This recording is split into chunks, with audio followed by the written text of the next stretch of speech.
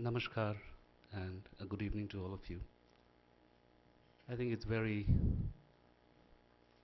I think Surendra Kumarji, by tying me to just 5 minutes, has made it very difficult for me because if I were to recollect, then I'll have to recollect every day of my life.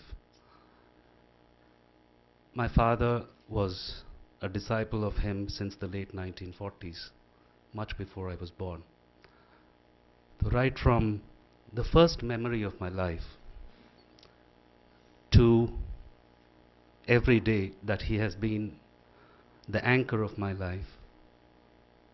We all know the position of the guru in one's life, or when that is taken away in a physical sense.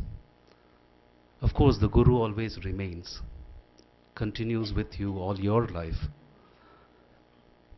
Where it comes to memories, where it comes to talking about his greatness, I think the whole world knows about his greatness.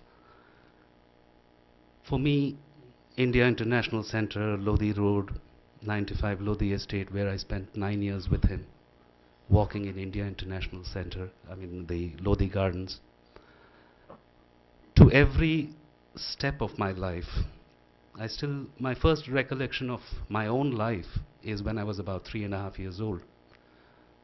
I was a small baby and could play the sitar, but I could not lift it because it was too heavy. But showing the talent, my father maybe was very impressed and he wanted. It so happened that Guruji came home in Bangalore to see my grandmother, Guruji Alarakhaji and Guruji's son Shubhodada, after whom I was named. And he was very impressed with whatever little I could play, keeping it on the floor like the Saraswati Veena, because my mother was is a Veena player. So Guruji at that point then saying, it's wonderful that you can play it like this, but now I think it's high time you pick it up and hold it in the position that you should. So I was about 3.5, 4 at that time. So right from that moment to my first lesson with him directly was when I was 7. Mysore city mein jab he had come to perform, teaching me Bhairav.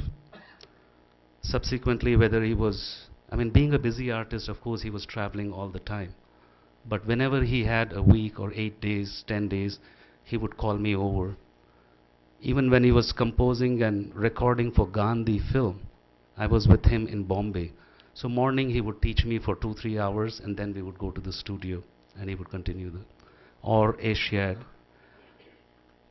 So millions of memories that I have. But most important thing that I have learned from him is humility. Being the great artist that he was, being the person who could influence millions of people across generations, one would never perhaps feel when one met him for the first time that they were meeting this great a person, this great a human being. So something that I have been deeply influenced also, then his zest for life, the twinkle in his eyes, just like a child. Even when my son was born and he came to the hospital to bless him and said, this is only the second child I'm holding in my hand, a 2 day old, 1 day old baby. Every time, even in the last few years that I spoke to him, his first question was, Beta kaisa hai? Sikhao isko. Teach him music.